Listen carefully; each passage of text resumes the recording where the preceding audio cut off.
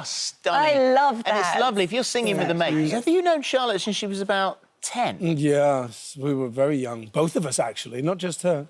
It's been 20... We worked it out, it was like 27 years. Yeah. It's a So long you were just time. Kids? Just kids, yeah. And it was singing lessons, wasn't it? Yeah, that you singing had the teacher. same Yeah, same Louise teacher. Ryan in Cardiff. She's still teaching. She has her own school now. Yeah.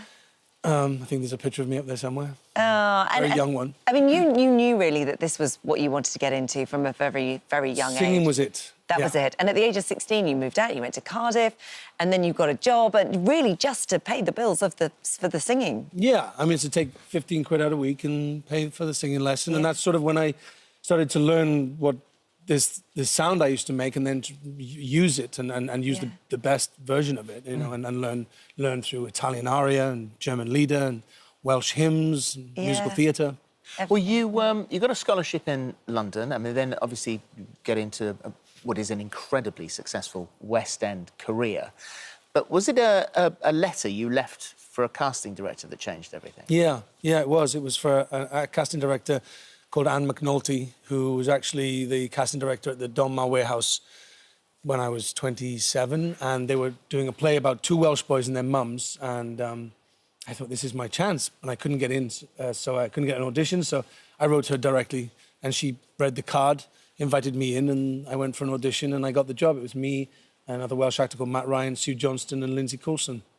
And so changed everything. Yeah, it changed everything, and the success just was stratospheric, really. The movies just get coming, you got one big role, and then they all sort of seem to come tumbling in. But what's been so lovely is that and a lot of actors, I think, are like this now also. There used to be a bit of a snobbery about going back and doing TV, but that has changed so much. Completely. I mean, the Pembrokeshire Murders was so brilliant, which I loved. And I know you've just been filming, is it Echo 3 that you've just been doing? So Yeah, that was a big TV show for Apple TV Plus. Yeah. Comes out on the 23rd of November, but we spent 10 months in Colombia last year. Wow, lovely. Shooting in the jungles, in the mountains, in the snow, the deserts, the beaches, the islands, the slums, the inner cities, stadiums, bull rings. I mean, you name it, we covered it. It was gruelling, wasn't it? Very, very. Physically, it is one of the hardest things I've ever done. Mentally, it was a difficult journey to go on with the character, but, you know, that's what this job, if you allow it to, gives you these challenges and these exciting adventures, because it was an adventure for me. I mean,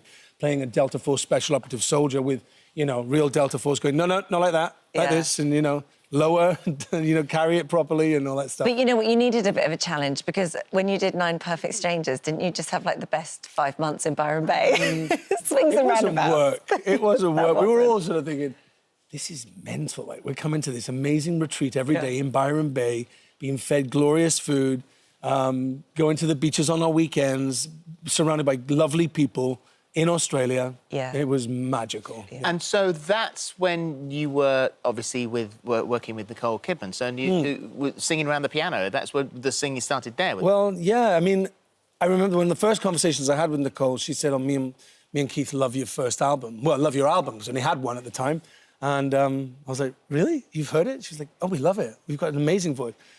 So that stayed with me, and then after we wrapped the show, we did a little dinner at their house, and they've got a big piano, as you would imagine, with Keith and playing, and so I sang a song with them, and then they're such lovely people. They're very, very nice, normal, down-to-earth, you know. It's considering how much life, what they do with their lives and where they live, and, you know, it's so much work that they fit in.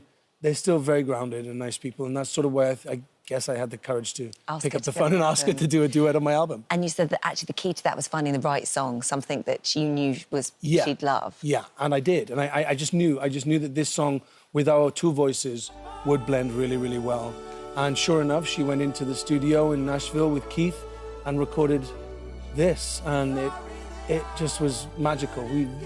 We just were so happy with it. And it's a tragically heart-wrenching song about breakup. But they're all epic songs. I mean, the idea behind it was songs that would go well with an orchestra, so you feel like every song is like a big moment. Yeah, orchestras, choirs, just using my vocal ability to the biggest opportunity I could use with every song, and some of them are just massive. Yeah. It's well, you're going to sing for us in a second. It's a fabulous album, and there you go. That's what we're talking about, and you seem to be in a very, very good place.